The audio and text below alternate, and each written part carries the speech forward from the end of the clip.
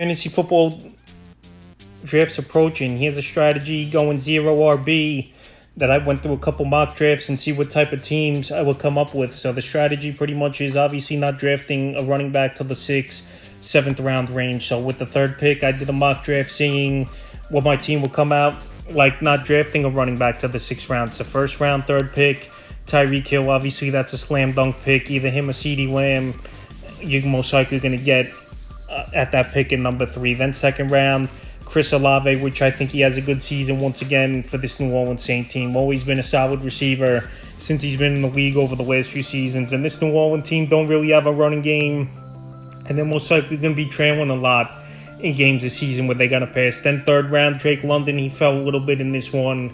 It's a solid pick. So to start off the draft, I start off with the 3 wideouts: Tyreek Hill, Chris Olave, Drake London. That's a solid start to any fantasy draft. And if you're going with this strategy, you want to have a top quarterback and at least a top 5, top 8 tight end as well. Then the 4th round, I went with Trey McBride at the tight end position. Last season, it was a breakout year for Trey McBride. He had a solid season.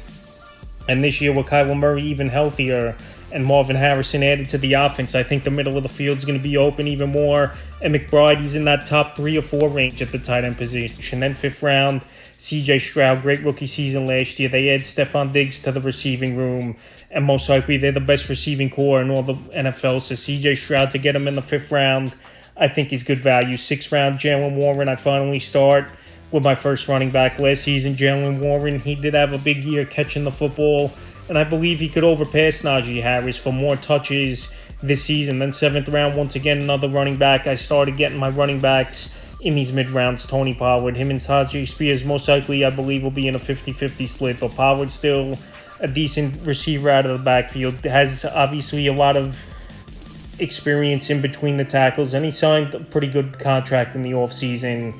And then, once again, go running back in the 8th round with Javonte Williams, who's still going to start for this Denver Bronco team. I know Denver, there were reports coming out that Javonte Williams, he wasn't going to be the starter, but after seeing that first preseason game and the touches he's got, and Jaleel McLaughlin, to me, isn't an every down back, where Samaje P runs more a passing downs back. At worst, Javonte Williams, he's going to be first, second down back with those guys sprinkled in at times. Xavier Worthy going to be a starter going into the year with Hollywood Brown, and to get him in the 9th round, I think is great value for Worthy, because sky's the limit for him, obviously, with Patrick Mahomes. More drafted players. I've been drafting a lot in my mock drafts. Then 10th round, go running back once again, Gus Edwards. Most likely him and Dobbins will split the work with him getting short yardage over there for the Los Angeles Chargers. 11th round, Rico Dotto. I believe it could be the starter for this Dallas Cowboy team.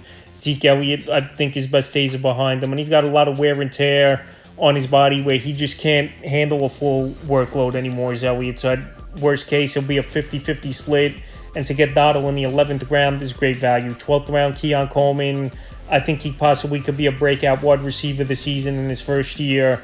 Keon Coleman for Buffalo. There's no true number 1. You got Shakir, you got Curtis Samuel, then you got Keon Coleman over here for this team. So I think Keon Coleman is a breakout, and someone to get in the 12th round with upside is a good pick. And the 13th pick, Tavian Wicks, add to the receiving core once again. There's no true number 1, I believe, as well over there in Green Bay, where it's going to be a committee of wide receivers. And Wicks, he's going to be a player that's going to get some playing time. We saw it towards the end of the year.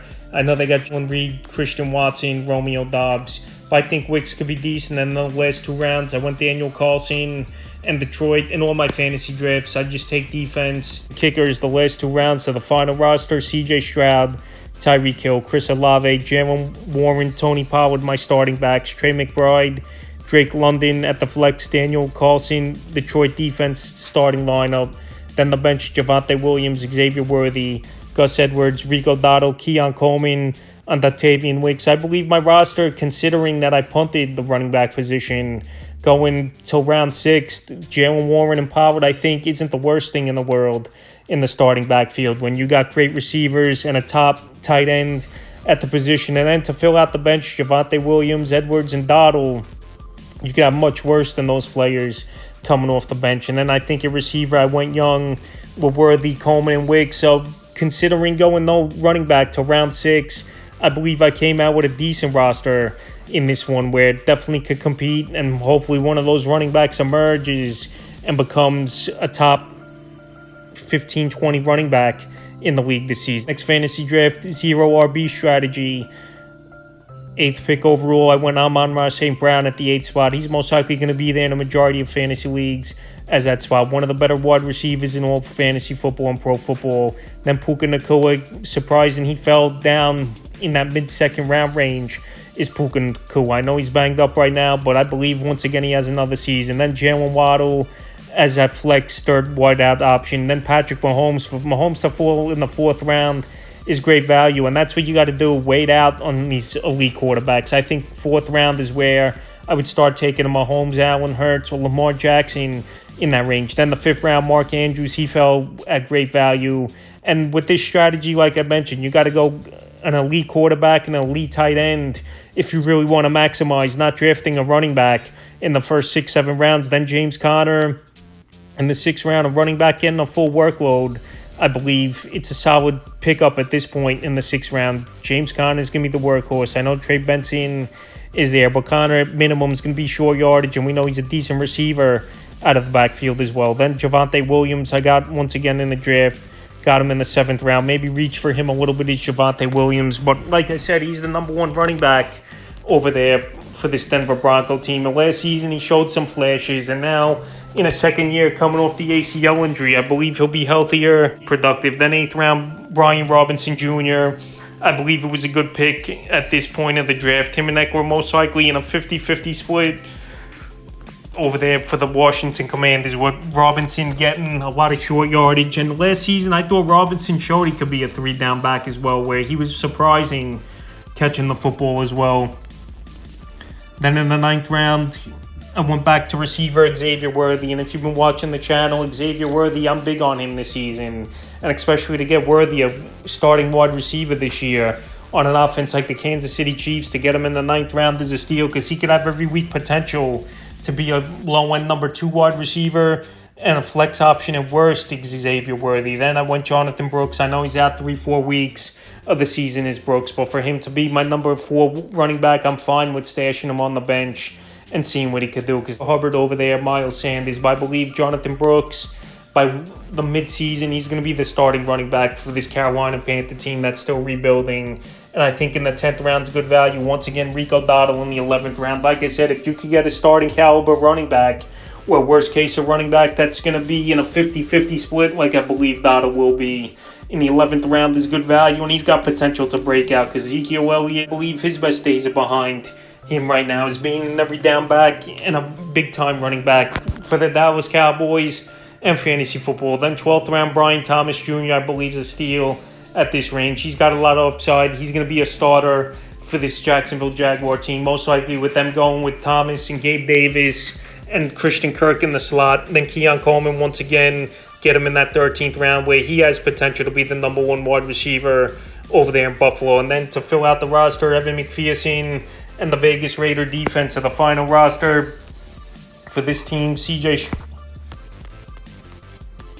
Final roster for this team: Patrick Mahomes, Amon-Ra St. Brown, Puka Nacua, James Conner, Javonte Williams, Mark Andrews, Jalen Waddle, Evan McPherson, Vegas defense in the starting lineup. Then my bench: Brian Robinson Jr., Xavier Worthy, Jonathan Brooks, Rico Dotto, Brian Thomas Jr., Keon Coleman. So with this draft, I went receiver heavy, and I think I'm loaded at the position early on. Amon-Ra, Puka Nacua, and Jalen Waddle got all those wide receivers at great value. And then for Patrick Mahomes to fall in the 4th round is great value. If any draft you're doing in the next few weeks here, and you see Mahomes or one of the elite quarterbacks like an Allen Hurts or Lamar in that range, that's where you go grab them. The 3rd round, I think, is a little bit too early to get one of those quarterbacks, because it's a deep position this year. But to get them in the 4th round, I think, is a slam dunk pick. Then Mark Andrews, for him to fall in the 5th, where I think he's right up there with a Kelsey and Sam Laporta, where they're going 2-3 rounds earlier than a Mark Andrews. That's a great pick as well.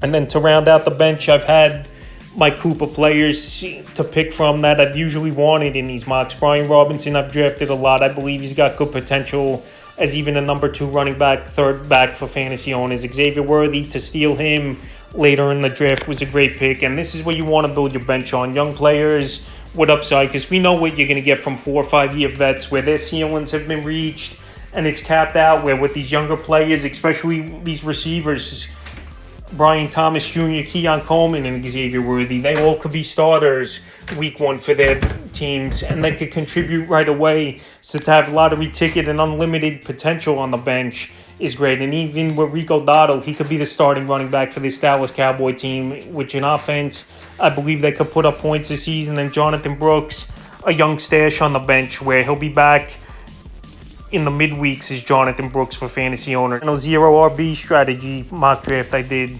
was from the 11th spot. A.J. Brown I started off with, Marvin Harrison Jr., second round. Third round, Nico Collins. Mark Andrews, a little bit I went up there for him, got him in the fourth. Kyler Murray in the fifth, another quarterback that I think has good value in that fifth round range. Sixth round, then I really started attacking the running back position. Ramondre Stevenson, Tajay Spears, Chase Brown, I think solid options, especially once again that zero RB I went to start. And to get Ramondre in the sixth round where he's going to start and get a lot of playing time, getting the extension in the offseason. And then Tajay Spears, who I believe is in a 50-50 split with Tony Pollard. He's a running back that could go out there and put up points on the board. And Chase Brown's got potential to have a breakout season where him and Zach Moss most likely will be in a timeshare. Then once again, I go with a wide receiver, Deontay Johnson. He really fell in this draft. I know he's on a bad offense with the Carolina Panthers, but he's still a wide receiver that could catch the football, go out there and make plays. And to have him as my fourth wide receiver, I think is great value. Then 10th round, Jerome Ford. I believe early in the season, even if Chubb's back, it's going to be a split in that backfield because it's going to take Chubb a little bit to be 100% and get back to where he was with the ACL injury, even though we saw Breece Hall become the exception last season. Brian Thomas, I drafted in the 11th round. And these players, they're sitting there late in these fantasy drafts, these young rookies, where they got potential to be unlimited. So to get a starting wide receiver with upside like Brian Thomas in the 11th round is a great pick. 12th round, Jacoby Myers of the Vegas Raiders. He's going to be starting once again this season. I know this Raider offense isn't going to be all that great with Gardner Minshew or O'Connell at the quarterback position, but at least with Minshew, we know he could drive the football down the field. And we saw last season Pittman put up numbers. So to get Myers in the 12th round, and he's my fifth wide receiver, you can't go wrong there. In the 13th round, I took a shot with Jalen Polk, where he possibly one of the two starting wide receivers for the New England Patriots. So once again, I round off the bench with potential upside players. In my final roster, Kyler Murray, A.J. Brown, Marvin Harrison Jr., Ramondre Stevenson at the running back, Tajay Spears, Mark Andrews, Nico Collins, Daniel Carlson, Cincinnati defense, and then the bench, Chase Brown, Deontay Johnson, Jerome Ford, Brian Thomas Jr., Jacoby Myers, and Jalen Polk. I think in this one, from Ramondre Stevenson to fall to me in that sixth round is great value. Tajay Spears, I wouldn't have a problem with him. He's my number two running back or flex if you want to go receiver heavy or that zero RB strategy like I did for these videos. And that wide receiver, I think, very strong. Once again, A.J. Brown, Marvin Harrison, and Nico Collins. And to get Mark Andrews once again. So doing the zero running back strategy, obviously I went receiver heavy and it panned out with stacked wide receiver positions, and then going tight end to quarterback or quarterback tight end depending the way the board fell. So I don't recommend this strategy all the time, depending how many teams in the league, obviously.